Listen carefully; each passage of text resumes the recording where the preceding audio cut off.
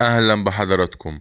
النهاردة هنتكلم عن أفضل مكنسة كهربائية في مصر، المكنسة الهوفر من العربي.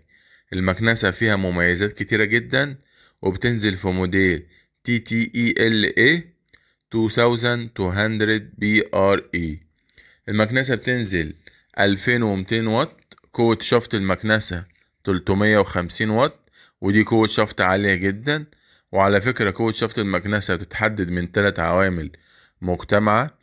أولها طبعا قوة الوات، وحجم الكيس، وحجم المكنسة، وتصميمها.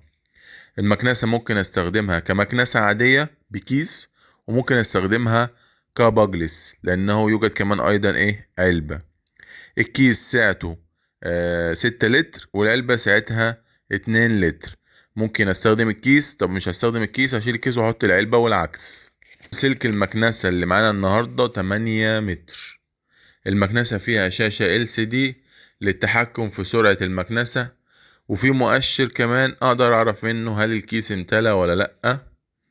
بالإضافة للتحكم في المكنسة، من الزراير الشاشة يوجد أيضا زر تلسكوبي مزود بريموت كنترول للتحكم في المكنسة عن طريق التحكم في سرعتها.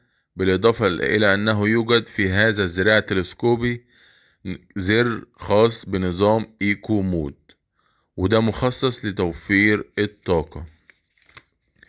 المكنسة فيها فلتر هيبة قابل للغسيل. الفلتر ده من أفضل أنواع الفلاتر الموجودة في المكانس بشكل عام، ودوره إن هو بيمنع تكون البكتيريا. المكنسة فيها ملحقات كتيرة جدا، وطبعا بالإضافة لوجود فرشة للسجاد والأرضيات، ووجود فرشة للباركيه، يوجد أيضا فرشة للستائر والتنجيد ملحقة بيد المكنسة. كما يوجد فرشاة للأماكن الضيقة.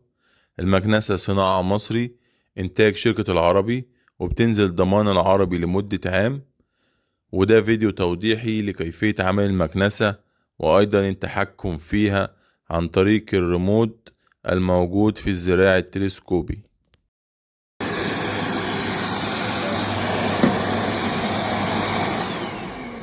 طيب ماشي. انت كلمت ولا كلمت؟